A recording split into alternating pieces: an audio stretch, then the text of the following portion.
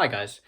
Today we're going to be reviewing an old topic from last year called systems of equations. And the reason that we're going to review this topic is it's going to be on the PSAT, the SAT, and you're going to actually do it again in Algebra 2, only that time with 3 variables instead of just 2. All right?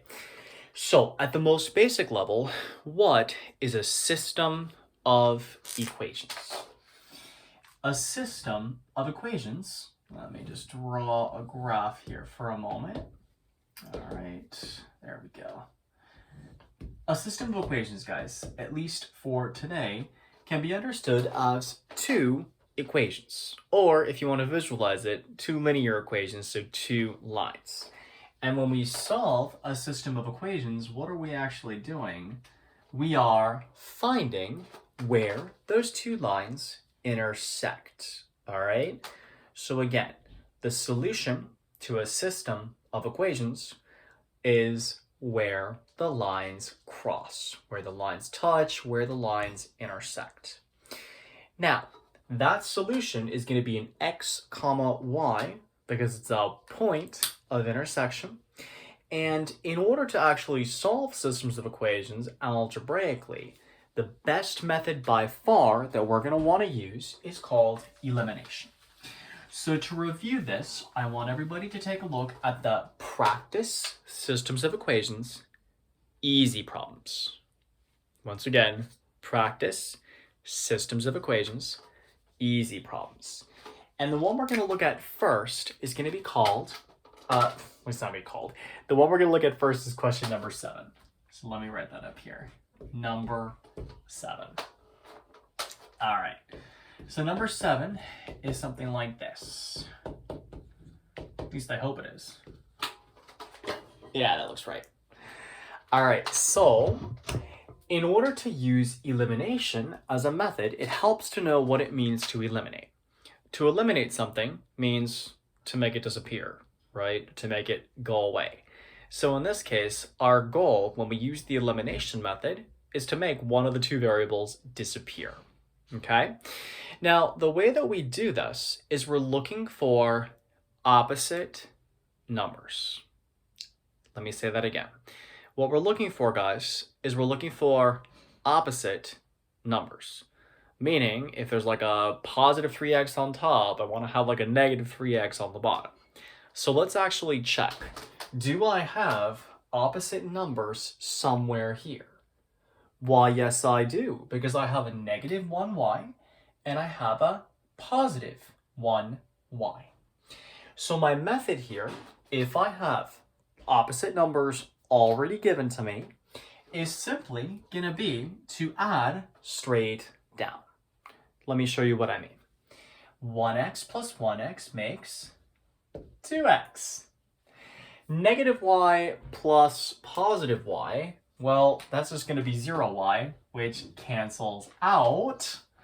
And 1 plus 7 equals 8. Oh my goodness. Now, this is a relatively simple one-step equation. To get rid of a multiplied 2, I'm going to divide both sides by 2, and that means that x is 4. Now, I'm not done. The reason I'm not done is a solution to a system is not just an x. It's an x comma y. So what I'm going to do is I'm actually going to take that x value, and I'm going to substitute it back in to one of the 2 equations. Your pick. It doesn't matter which one you plug back into. So I'm going to just choose to plug in right here. All right? So 4 plus y equals 7. Subtract 4 from both sides, and I get y equals positive 3. So the solution to my system, guys, is represented as 4 comma 3. Now let's say you didn't believe me, and you thought that maybe I made one of my many mistakes that I'm prone to making. How could you prove that that's actually the solution? Well, what you could do is you could actually plug it in to both equations and make sure that it makes both true.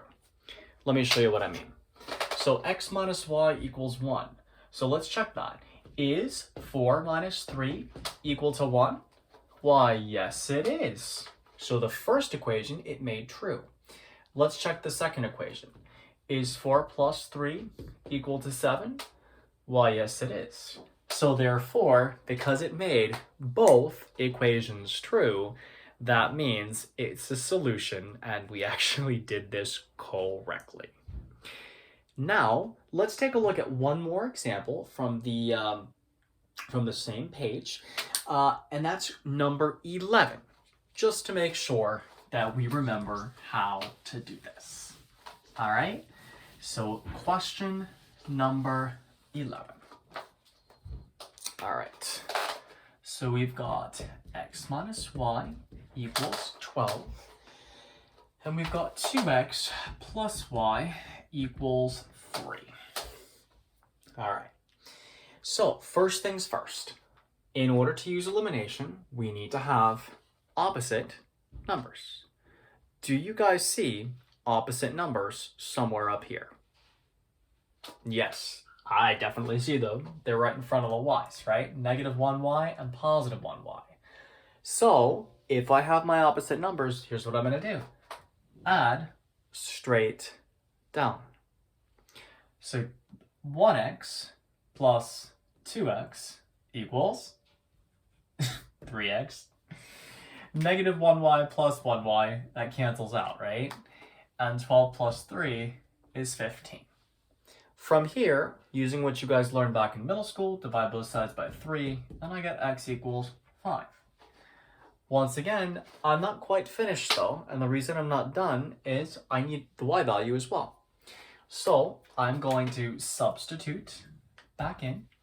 I could have substituted back into the first equation, but honestly, there's probably a bigger chance I get something wrong with the negatives. So I'm going to plug in here.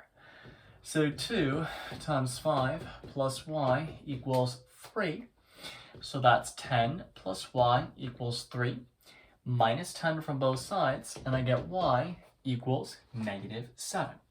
So the solution to my system would actually be an xy coordinate pair, 5, comma, negative 7. Now, once again, let's say that you're feeling skeptical. Did Mr. Kolitsky make another mistake yet again?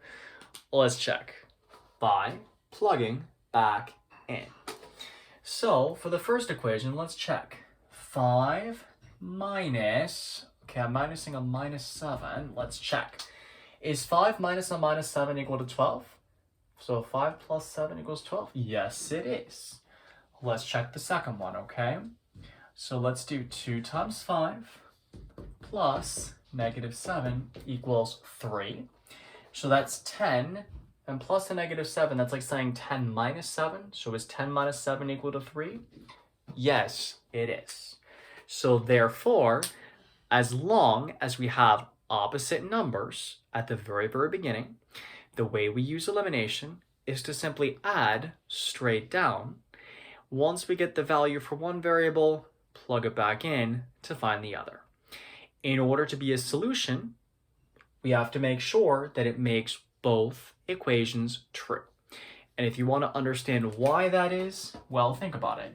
If I have two lines, right, the solution is actually going to be where they both touch, and that means that it has to actually lie on both lines, right? So in other words, when you plug it back into both, it has to make both true.